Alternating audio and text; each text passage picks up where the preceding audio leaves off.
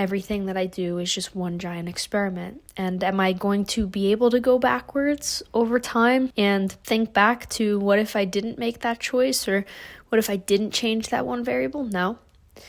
All I can do is try to do the best that I can with what I know about myself and what I think I want my life to look like in the future, and choose the set of options, manipulate the variables that I think and hope and trust will get me closer to that version of my life. You know what I mean? Tale number 17. It never mattered who told me these medications were a good idea and perfectly safe. I always felt conflicted about it. Those drugs were part of my bridge to the other side, there's no question about it, but I wanted to be off them as soon as possible. I'd started taking the medication in January of 2003. By May, I was already diminishing my dosage significantly. Those had been the toughest months anyhow. The last months of the divorce, the last ragged months with David.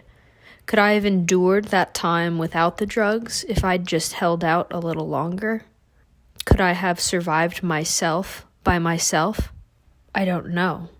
That's the thing about a human life.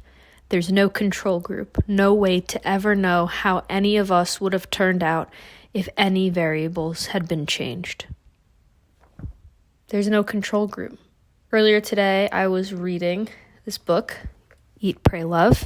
Maybe you've heard of or seen the movie that was made on it. It's about a woman's travels through 3 different countries to learn 3 different lessons about life. This tale number 17, talks about her depression and how she got so deep and dark in her journey, her mental health journey, navigating all of those life changes, that she had finally succumbed to the acceptance that she needed to get on antidepressants after all of the other behavioral protocols and things that she had tried really hard to do, didn't work. And in this, she's talking about how she didn't want to be on medication, how she had this idea of what being medicated meant to her, and how she didn't want to lose her connection to her ability to write by being on something that was going to affect her cognitively.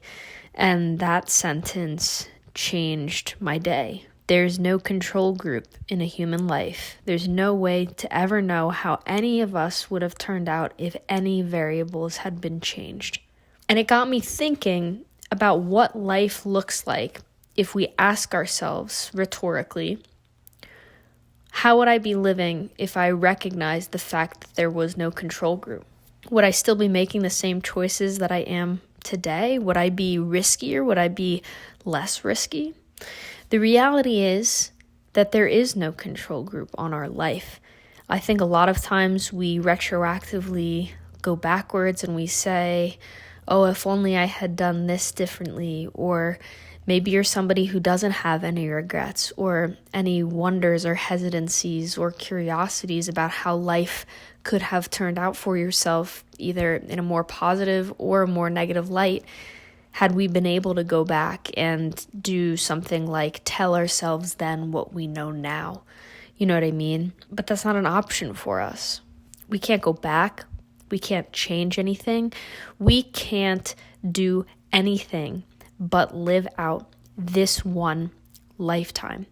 There's no control group. And if there's no control group, that means that this is the experiment.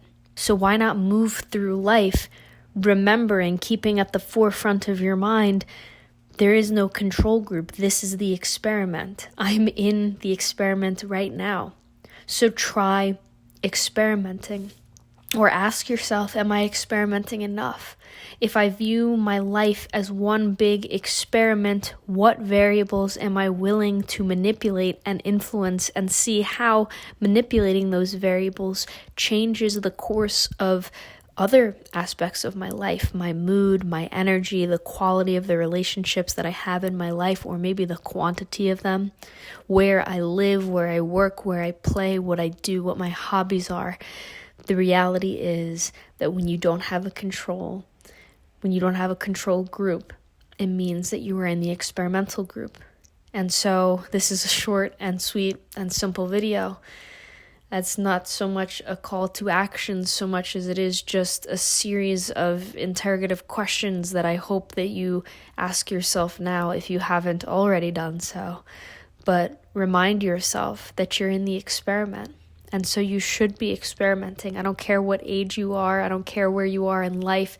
There are countless variables that we can manipulate and redesign or scratch and choose again or choose to never choose again. And that's the way that I want to live my life, is by remembering and recognizing that everything that I do is just one giant experiment. And am I going to be able to go backwards over time and think back to what if I didn't make that choice, or what if I didn't change that one variable? No. All I can do is try to do the best that I can with what I know about myself and what I think I want my life to look like in the future, and choose the set of options, manipulate the variables that I think and hope and trust will get me closer to that version of my life. You know what I mean? You are the experiment. So best get on with experimenting. That's it for this week, guys. I love you. I hope you're well.